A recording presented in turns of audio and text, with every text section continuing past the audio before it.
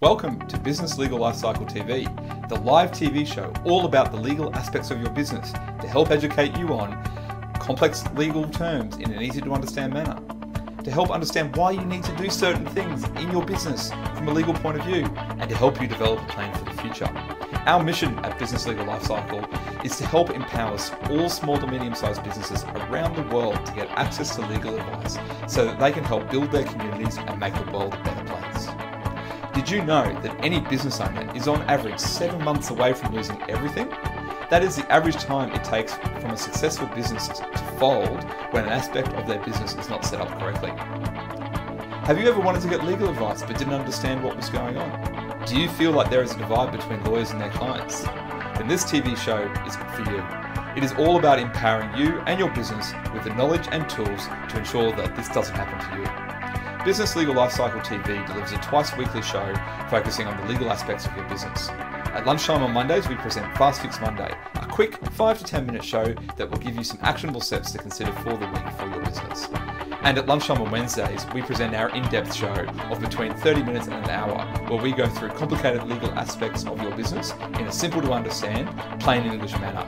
And whether that is through educational pieces or interviews with experts in their fields.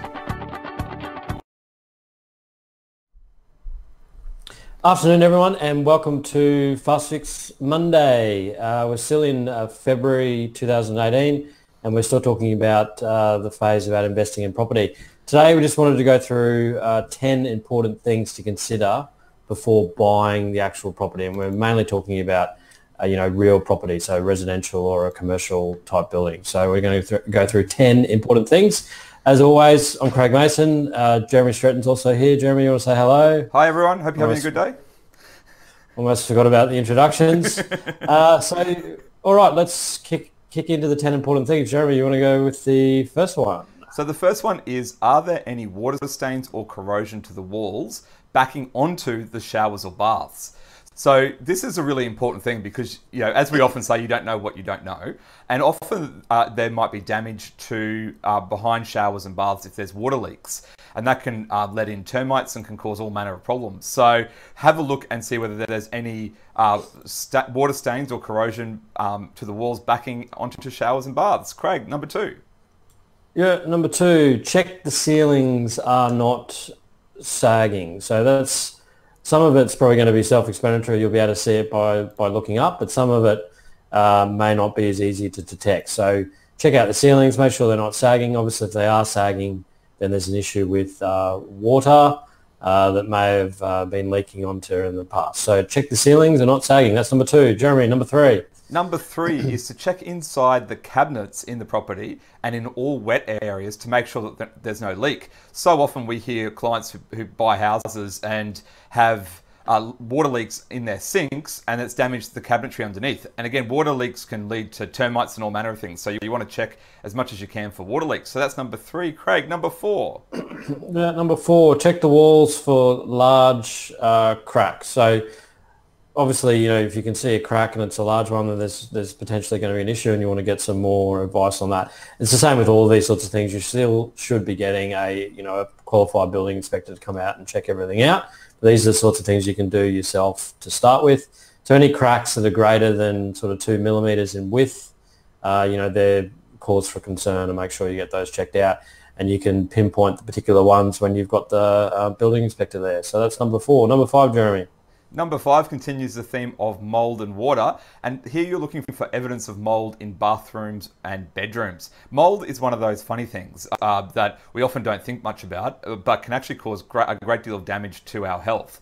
So you want to be checked for mold that looks like dirty clouds on the walls and ceilings, especially if they've been cleaned recently, because that will indicate, once again, a water leak. And if you do have mold, and it comes back very quickly, you need to get a professional mold cleaner to get rid of it. It can be quite expensive, so you want the seller to do that but if you're buying property. But you want to make sure that that's there because, once again, that's indicative of a water leak, which could cause a lot of damage to the property. Craig, number 6. Number 6, still on cracks, this time in the internal wall plastering. You want to check for fine cracks. These cracks are normally caused by the incorrect application of the plaster on the walls. at the time of construction or renovation or whatever it might be. So you want to check to see if there's any fine cracks on there, because that could be, further down the track, things could come loose, etc., and you might need to fix it. So check the internal wall for fine plastering for fine cracks. That's number 6. Jeremy, number 7. Number 7 is to check external roof lines. Now, this might seem a bit pointless, but what you're actually looking at here is to make sure that they're straight. And what you're looking for is, if they're sagging or maybe off center, that might indicate that there's some more important damage that you're not seeing. Once again, you don't know what you don't know, and it's very hard in the inspections to do an invasive search, because who's selling them their property wants to let someone start drilling into the property. But you want to make sure that you're at least checking these things to make sure that there's not an indicative problem. So checking the external roof lines is number 7. Craig, number 8.